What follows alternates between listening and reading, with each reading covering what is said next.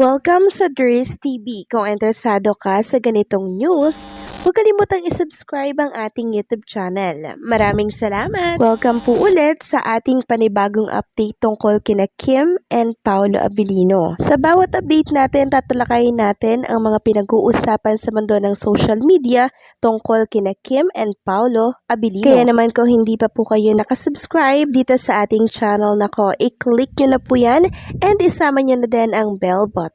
So, ayan, welcome back again sa ating YouTube channel mga kakimpaw, and sa update natin ito, ang pag-uusapan natin ay tungkol sa mga importanteng kaganapan po kina Kim and syempre kay Paolo Abilino. So, isa na namang good news ang nasagap natin ngayong araw na to ng Miyerkules na siyang ikakatuwa na naman ng mga Kimpaw fans natin na patuloy na nag-aabang ng mga update tungkol kay Kim and Paolo. So, stay put lang kayo dyan, makinig lang kayo sa update natin, okay?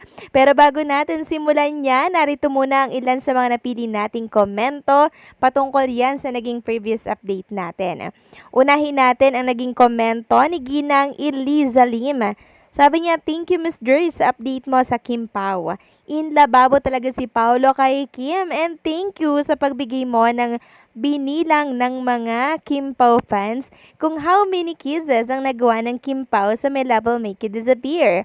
Masaya lang din kaming mga senior na ganoon kadami ang nagawa nilang kisses at malaman namin okay lang para magkatuluyan na sana ang Kim Pao. Maraming salamat po sa komento, Ginang Eliza Lim. Yes po, nakakatuwa lang na ganun kadami yung kissing ni Kim and Paolo Abilino. Biruin nyo, 50, 51, meron pa nga pong nagtali na 60 daw. So, grabe, diba? Putok labi talaga si Kim and Paolo Abilino dito sa My Love Will Make You Disappear. Talagang si Kim and Paolo ang panalo dito, mga kakimpaw. Kasi talaga namang sinulit nilang isa't isa sa pamamagitan po ng kissing nila na sobrang dami, sobrang haba, kaya siguro kilig na kilig yung mga Kimpaw fans dyan nung nasa sinihan habang pinapanood nila yung My Love Will Make You Disappear. So, nakakaloka lang, di ba? And hopefully, sa Alibay, meron na namang kissing na mangyari. Naku po, Diyos mio. Nasanay naman masyado tayo sa kissing na yan, ano? Masyado tayong ini-spoil ni Kim and Paolo Abilino.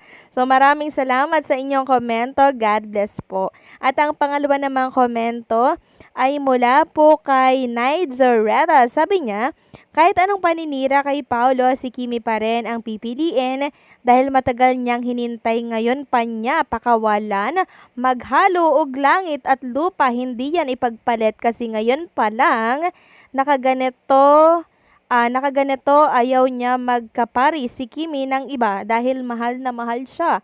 Yes naman po, Ginang Naid Zoreta. Ang tagal pong inantay ni Paolo Abilino na mapalapit kay Chinita Princess. Mabuti na lang po talaga at tinanggap ni Kim Chu yung offer na siya po ang gumanap bilang si Juliana dito sa Linlang. Kung hindi niya yung tinanggap, naku, 'di ba? Sayang lang hindi sila nagkalapit ni Paolo. 'Di ba? So, ayun yung naging daan, mga kakimpaw, kung bakit mas naging close si Kim and Paolo Abilino sa isa't isa. Tapos, nasundan pa yon ng What's Wrong with Secretary Kim hanggang sa My Love Will Make You Disappear. May Alibay na, tapos may next movie pa. O, saan ka dyan?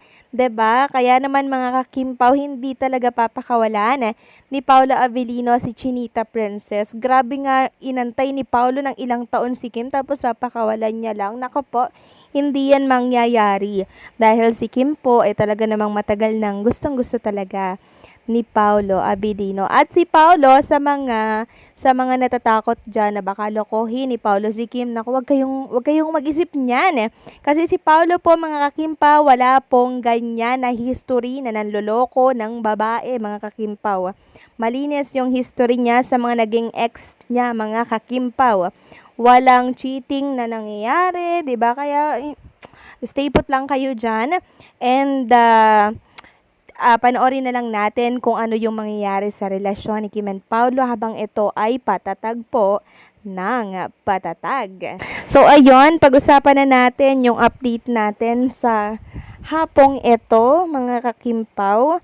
And unahin natin ang tungkol nga dito sa pasasalamat po ni Chinita Princess dahil sa kasama po sila ni Kim and Paolo dito po sa Global Top 10 Non-English Movie. Grabe naman yung English. Non-English movies po. Pasok sila doon.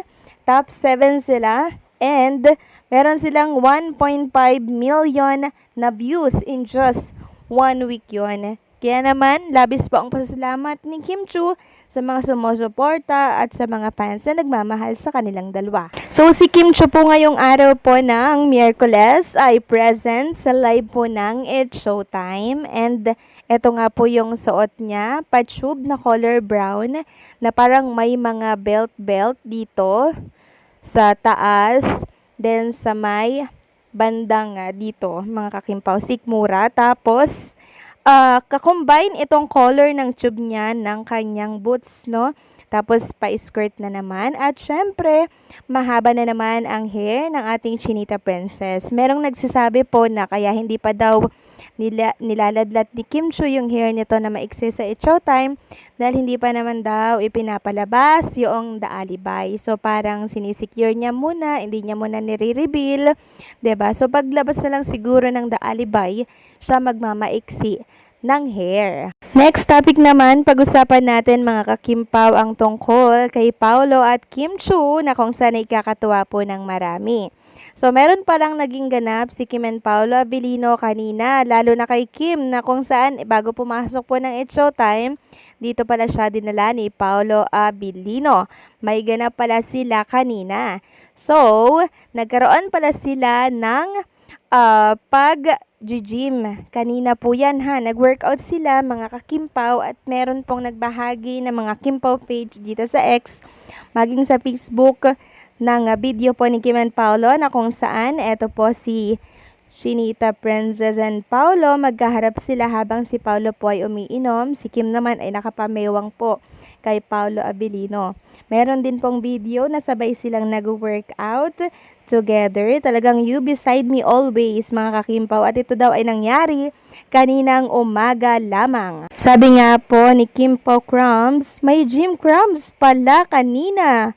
Hello naman doon sa magjowa.